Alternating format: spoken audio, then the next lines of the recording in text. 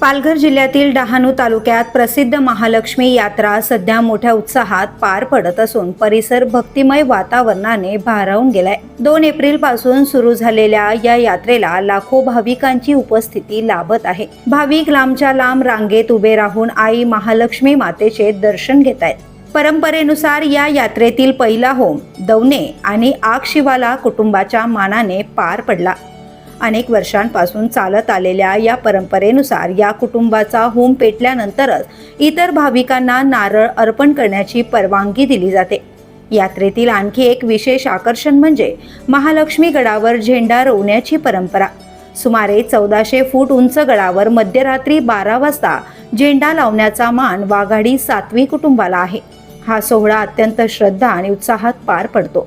तसेच महालक्ष्मी आईच्या पूजेचा मान सातवी कुटुंबाकडे असून गडावरील काही धार्मिक कार्यांचे मान बोलाडा कुटुंबाकडे पारंपरिक पद्धतीने चालत आले आहेत। गडावरील व्यवस्थापन ट्रस्टकडून भाविकांसाठी मोफत भंडाऱ्याची व्यवस्था करण्यात आली असून दूरवरून येणाऱ्या भक्तांना याचा मोठा दिलासा मिळतोय। एकूणच महालक्ष्मी यात्रेमुळे डहाणू परिसरात भक्ती, श्रद्धा आणि उत्साहाचे अनोखे चित्र पाहायला मिळते।